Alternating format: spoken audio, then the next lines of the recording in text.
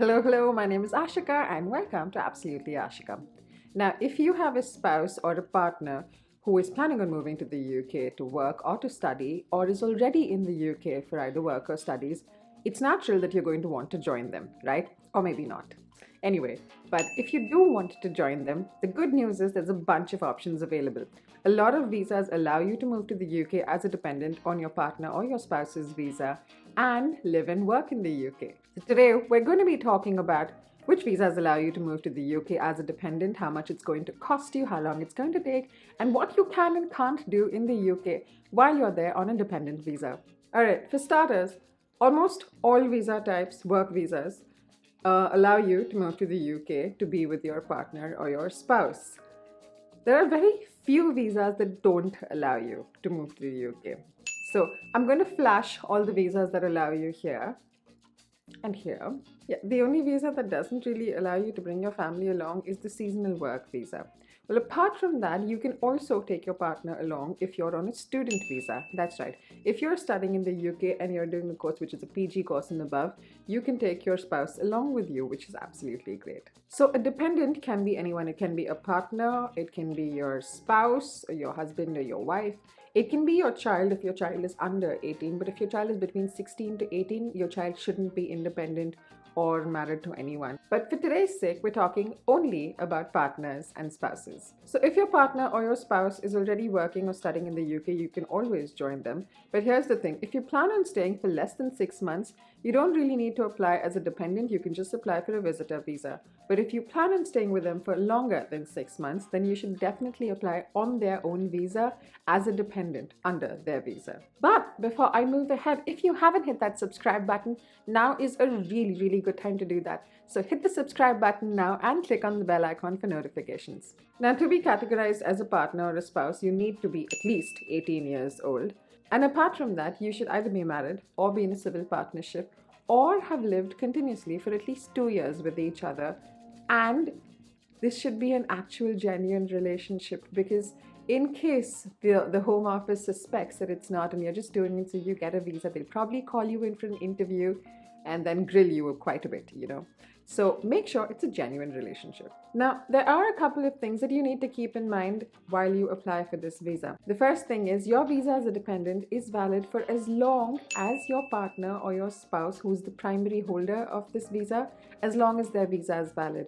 So when their visa expires, yours expires as well. The second thing is that you would need to show funds to support yourself while you are in the UK. Now, the funds differ from case to case, and it's different for workers in the UK and students in the UK. And for students, it's a little more because there's no guarantee whether you're going to work or not. But in the case of people who are going on a work visa, they know you're going to start earning immediately or in a couple of months. Is not too stressed about it. But it's important that you show this sum in your bank accounts at least 28 days before the application. So when they check your applications, that money should have been in your account for a continuous 28 days. The next thing you need to keep in mind is that you can apply together. So for instance, if your partner or your spouse is moving to the UK on a skilled worker visa or a student visa, you can apply along with them as a dependent, but bear in mind, you will have to have your own separate visa application and you will have to pay all the fees separately. And the last thing you need to keep in mind is that you can either apply as a dependent either from inside the UK or from outside the UK. Both work. Now, for those of you who don't know, I am actually a dependent. I came to the UK as a dependent on my husband's visa. And my first question when we were moving to the UK was, will I be allowed to work in the UK?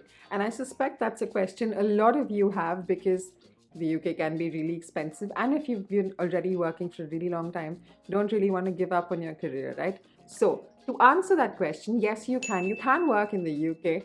There are very few jobs that you can't do. You can't be a sports person or a sports coach. But apart from that, with almost no restrictions, you can work in anything. The other thing you can do is study or take up a postgraduate course under certain restrictions.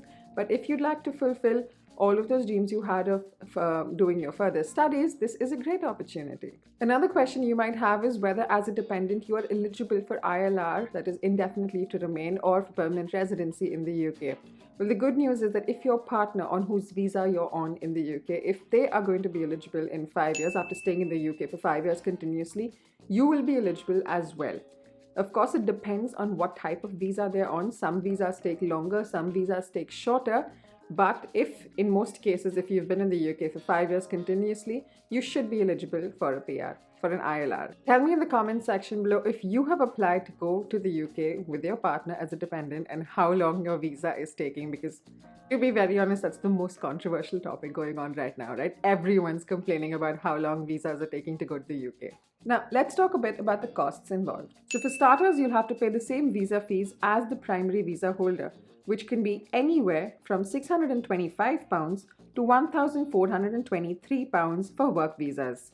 You'll also have to pay a health surcharge, which is above all of this, and it's usually $624 per year. Now, for most visa types, apart from the visa cost, you will also have to show that you have £1,270 available to support yourself for your application and your partner. Now, in most cases, if you're a dependent, you will have to show that you have £285 to support yourself. This is over and above the £1,270 that your partner or your spouse, who is the primary holder of the visa, they will have to show. Now, if you're a student, the costs are different. If you're a student, you'd have to pay £363 for a student visa, and the same cost is for the primary holder of the visa and for the dependent, so twice that amount. And if you're applying from inside the UK, it's £490. Over and above this, there's health surcharge. Apart from this, once again, you will have to show sustenance money. So for a course in London, you will have to prove that you have £845 a month for a course up to 9 months. And for a course outside London, you'll have to show that you have £680 a month for up to 9 months. Alright, so the million-dollar question. Is it worth uprooting yourself from whichever country you're coming from, making this whole drastic change in your life and moving to the UK? Well, let's be really honest now. And I'm not going to show you a pretty picture just to try and convince you. If one of you plans on working, I would strictly or honestly suggest you rethink, depending on how much money the primary earner makes. Now, if your spouse makes enough money to cover the both of you, great.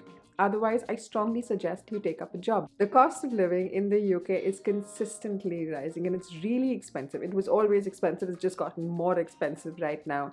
If the two of you plan on working in the UK, and the average salary for most jobs, if you're a skilled worker, is about 30,000-40,000 just to start off, you should be fine. So it shouldn't be too bad a decision. So in that case, I think it's absolutely brilliant. But if only one of you is working, it might be worth considering what your expenses are going to be like, doing a quick calculation and seeing if it's really worth it in the first place. But apart from that, it's an absolutely great place to live. If you are coming with your partner or your spouse and you want to have kids, the UK is a great place to have kids. There's free healthcare, there's free education, and it's a really, really lovely place to live in anyway. So that works in your favor. Now, speaking of the cost of living in the UK has drastically shot up. So if you are considering this move, I highly recommend you watch this video before you make your decision.